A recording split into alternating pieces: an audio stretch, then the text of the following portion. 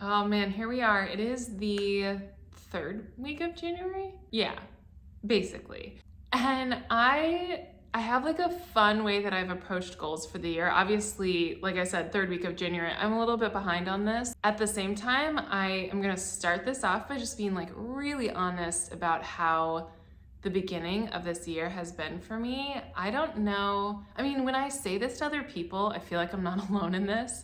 So I thought it would be hopefully helpful to just like talk about it officially in one of these videos. But I have had such a overwhelming start to 2023.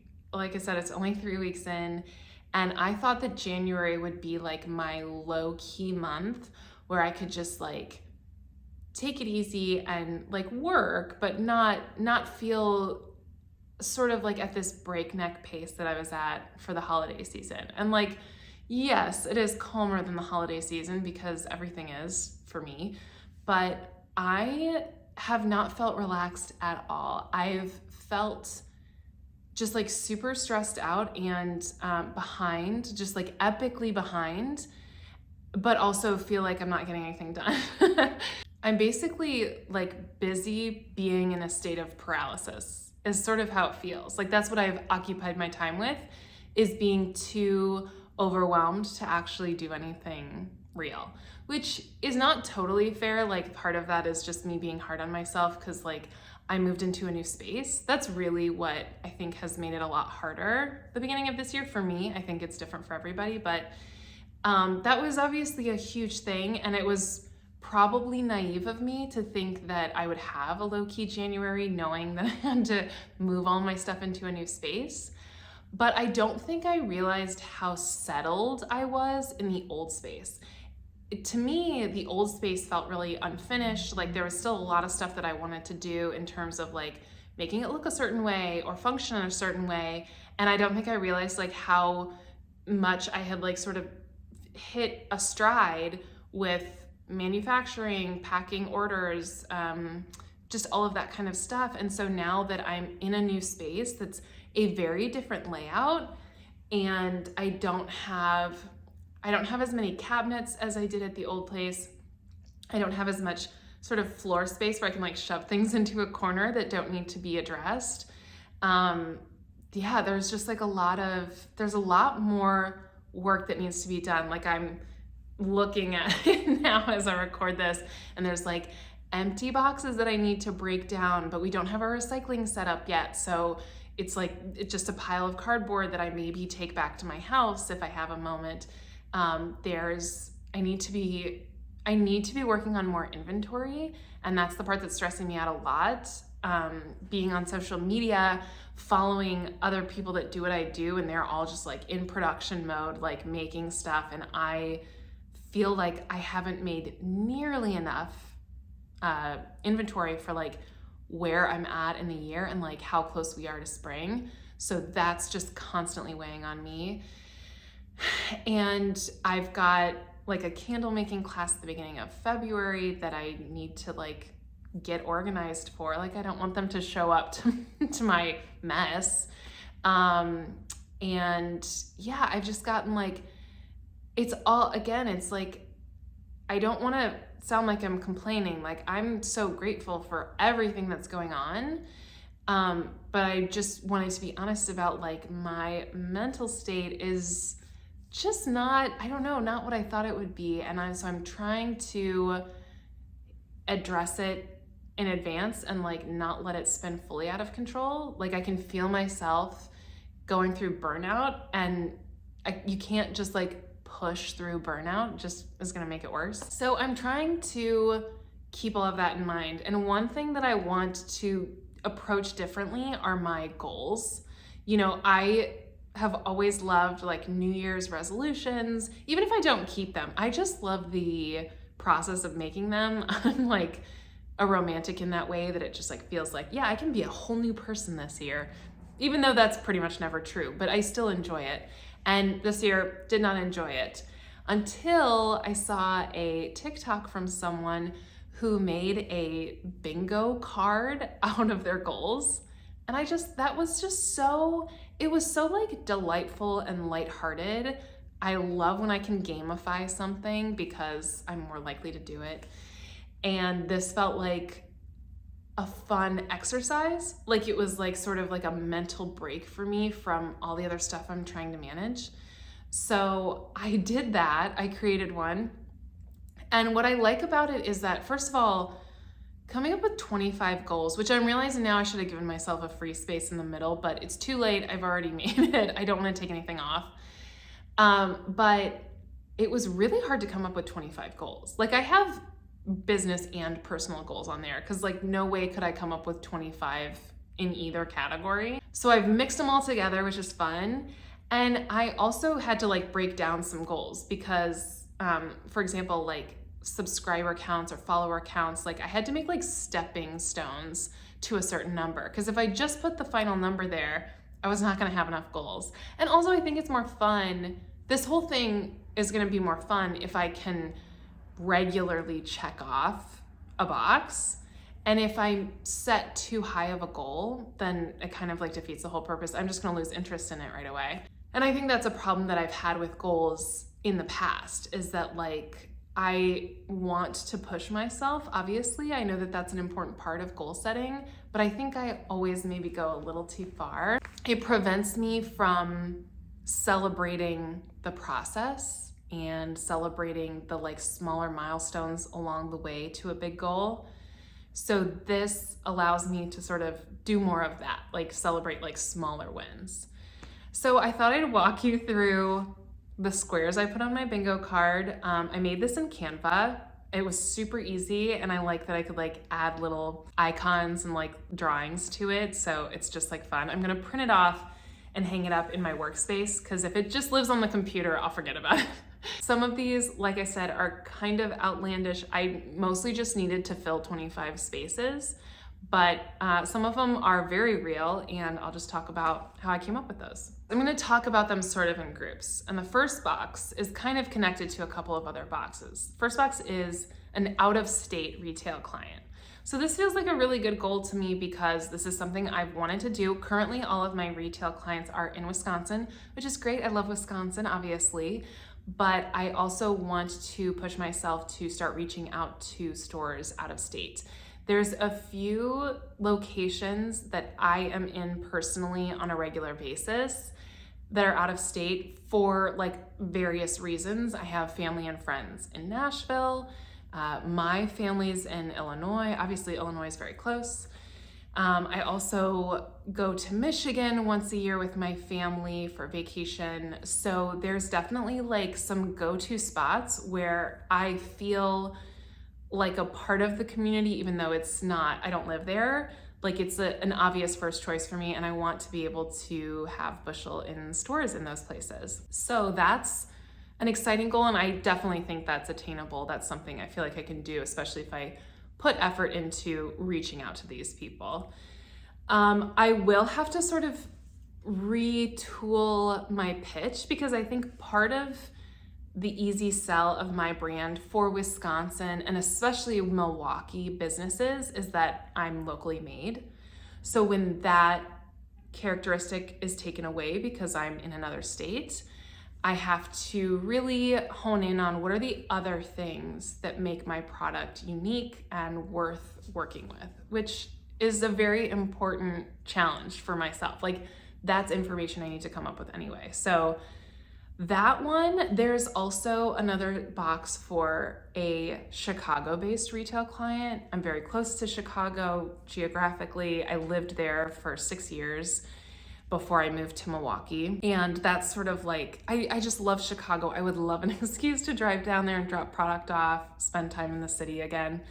So that's just like a fun goal because I feel like, again, something that is definitely doable. I just need to identify the right stores and reach out to them. And hopefully, like I said, Chicago's close enough that I can drive down pretty much any day of the week and meet with people in person. And then I also have a box that's just a new retail client because that's something I really want to build up this year is the wholesale side of my business. And so I really wanted to have multiple boxes that focused on that because I spread them out so that like I think what's gonna happen is that as I start to fill them in, I'm gonna go for goals that would fill a bingo, as opposed to like sort of randomly prioritizing what to focus on next. I love the idea of this doing it in like sort of a fun random way that like, oh, I just need 2 more boxes to get a bingo, so I'm gonna focus on those goals. So I know that wholesale is a big goal for me, and that's why I sort of spread these out. And the exciting thing is that if I land a Chicago client, I get to check off all 3 boxes because Chicago is out of state and it would be a new client. So that's a fun little workaround that I put in there just to make it easy on myself. The next box I also think is absolutely doable, and that is hosting an event. I mostly mean like in this space. Chelsea, who shares the space with me, and I have already talked about wanting to find like different times of the year to host an event, whether it's a ticketed event or a free event or some sort of combination of things. And this one is definitely doable. We're actually already talking about a March event that we want to do. I think that one will definitely happen. Chelsea and I both love the idea of having people in the space, doing something fun, and hopefully will happen before the end of this quarter. The next one is one of those stepping stone goals. It is to get to 5,000 TikTok followers. I also have a square for 10,000 TikTok followers. I don't know how attainable either of these are. I know that if you have a video or 2 go viral, that's no problem. Like, you could probably get to those numbers, but you never know what's gonna go viral. I had one video on my account that had a lot of views, and that's how I got to my first 1,000 followers. So I have like just under 1,200 followers currently.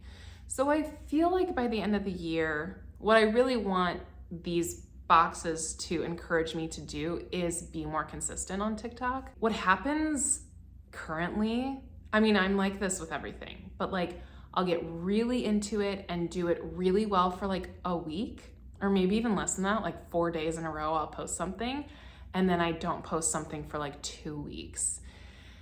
And that's not the most reliable strategy. It's not really a strategy. It's like an anti-strategy. It's just how my brain works and how my motivation like cycle works.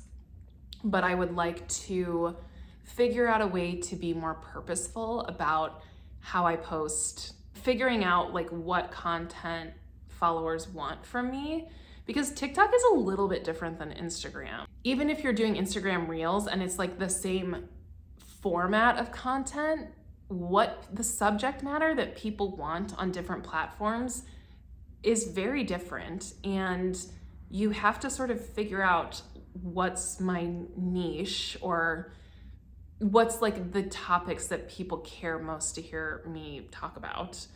And on Instagram, I think that's usually more of like an aesthetic. I think making like really beautiful behind the scenes videos, like process videos, videos about my products makes sense on Instagram. But TikTok is much more informal, and I think that people generally respond more to that like personal interaction, which sometimes I struggle with because it feels much more vulnerable. Like, I love when I can make just like a really edited, fun, like no talking process video of me making candles. But when I'm just like speaking to the camera, coming up with what I'm gonna say, how to say it, saying it correctly in the take that I'm doing, it's just, I don't know, I end up overthinking it a lot, and I think that that's why I like fall out of posting. But I also have to be realistic about like the kind of content that's popular on each platform. So I don't know, very TBD, that one. I really don't know how attainable that is. I might be at 1,300 followers by the end of the year. Anything could happen. The next one is Renegade Craft Fair. There's so many events that I loved that I did this past year. I also have a space for hovercraft because I did hovercraft in December here in Milwaukee, and it was amazing, great event. I hope to do more of that. I've done a lot of events here in Milwaukee that I really like, that I will continue doing. But Renegade is a juried event, which means you have to be selected. Like, you apply, but they have to pick you.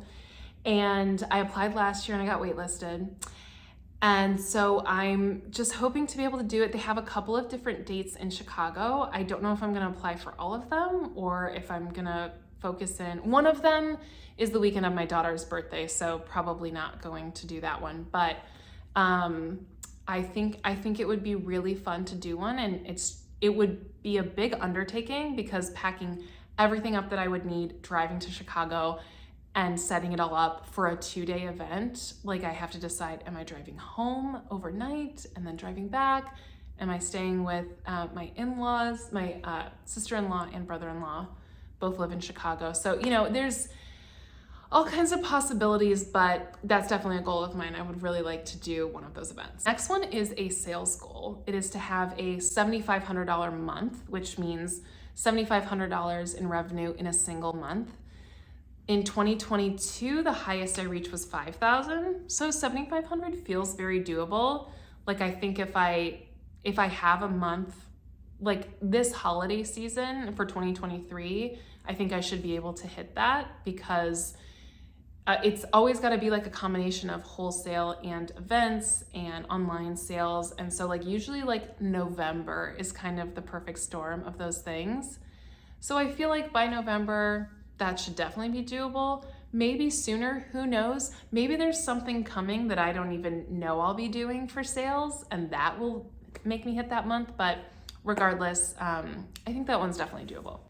The next one's kind of a fun one. Like, again, I was just like trying to come up with things that felt like more lighthearted and like not so serious, but like also would be good for my business. And that is being a guest on a podcast. I haven't really done any interviews about this business. And I think that finding either a local Milwaukee podcast or a podcast about maker businesses or women-owned businesses, any of that sort of thing, I think would just be fun. I love listening to podcasts. I think it'd be a fun way to talk about my business and promote my business in a different medium. So if you have any recommendations for podcasts that you'd like to hear me on, I will reach out to those people. Just comment below. The next one, again, is another like stretch goal. I don't know how realistic it is. It could happen in 3 months, or it could take me, I could not get it by the end of the year, and that is to monetize this YouTube channel. There are a few metrics that you have to hit before they allow you to monetize. One is 1,000 subscribers. I'm currently at like just over 500 at the making of this video, but it took me like a really long time to get to that number. So I don't know if I could double that. I don't know. You also have to have 4,000 hours of watched content. So like people have to watch a combined 4,000 hours of my content. I don't know where that's at currently, but that's a lot. When you're only making like 10, 20-minute videos, it's a lot of people watching your videos. So it's also something where I'm going to need to be more consistently uploading content, because that's the easiest way to get more watch hours, because like it sends it out to my subscribers, who are much more likely to watch than just like a stranger who finds me in search results. And then there's one other metric. I can't remember what it is. It's not like a number thing. I don't remember what it is, but I have to also do that. Again, couldn't tell you what that thing is. I just remember that there's 3. The next one is a personal one, and is also tied to, I have a stepstone goal for this, and that is around like how many books I want to read this year. I have found that reading just sort of like easy, I'm not winning any awards for like the quality of books that I'm reading, but I found that it's a nice escape for me that's not social media. So like when I'm like burnt out on social media and comparing myself and all of that, but I still kind of want to like veg out, or especially before bed, I prefer to read as opposed to be on social media. And so I started doing that at the beginning of last year and just like really enjoyed it. I used to love reading books as a kid, and then like as an adult, it's so hard to find time. I completely get it. Before the past like couple of years, I wasn't reading really any books. Like I could barely finish a book. But this past year I read around 60 of them. Again, it's more impressive than it sounds, because the books I'm reading are not, again, I wouldn't even want to tell you what some of the books are because they're pretty cheesy, but whatever, it counts. It's words on a page and I'm reading them. So I have 1 square for reading 50 books, which I think is doable, and then 1 square for 100 books. That one feels like a stretch. I don't think I'm gonna hit that. That's just like a lot of books per month. And just based on how this month is going, I just don't feel like I'm gonna get there, but whatever, it's on there, we'll see. I also have, similar to like TikTok, I have goals for Instagram followers and YouTube subscribers. These ones, again, it's like all of it feels so random sort of with social media. Like even if you're consistent, it doesn't necessarily mean that you're growing your following in a substantial way. The way that like the algorithms change and the way they want you to sort of pay to promote your content. It's just, I don't know. So I put them on there. I'm not gonna take it too seriously. If I don't hit them, I don't hit them. But those are like a fun one that if I hit them, it'll be really fun to like cross it off.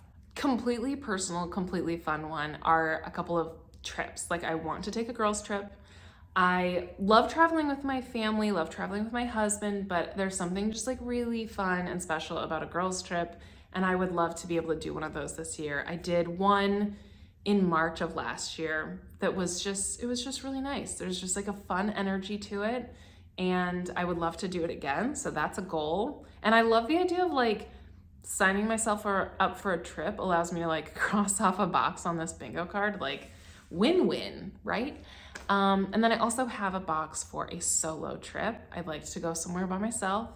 I'll probably pick a spot where I want to meet with potential wholesale customers and just like make a trip out of it. So that way, like I'm feeling productive, but I'm also getting some time to myself. So TBD on where I'm gonna go for that. But I think the solo trip will definitely happen. Girls trip obviously depends on if I can coordinate schedules with friends. Along with the $7,500 month, I would also like to have a $3,000 day. It will probably happen during the $7,500 month, but my biggest sales day this past year was $2,500. So $3,000 feels very doable. I'd love to surpass that. I just don't know. Like just thinking about how much inventory I would need to have a sales day over 3,000, that part's a little intimidating because that's just like a lot of product. And so that I didn't want to go too far with that because I was like, I don't want to kill myself trying to like make enough stuff for people to sell to like make that goal. But 3,000 feels doable. Like I feel like I could definitely do that. Also, the middle box is my first open studio day. I wanted the middle box to be something that's really important to me and something that felt intimidating, but also doable because the middle box obviously is like gonna be the most used one. So I wanted it to be something that it's like, yeah, you gotta do this. You gotta get this middle box.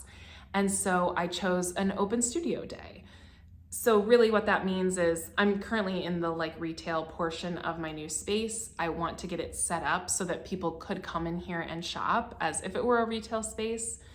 I don't have any firm plans on opening for retail on a regular basis, but I want it to be set up like a shop so that I could say on social media, send to my email subscribers, hey, Saturday, whatever, these hours, I'm gonna be open, come shop. I would just really love to do that. It's something that I've wanted to do for a long time, and now that I have the space to do it, I just want to push myself to do at least one of them before the end of the year. This is the box that is the biggest stretch. This was truly, I had one box left, and it's like, what the F am I gonna put in here? I can't think of anything. I've figured out like all these other categories. So I put the first draft of a book as a goal. Do I have a topic for a book? No. Do I think I'm going to write an entire first draft of a book this year? No, I don't.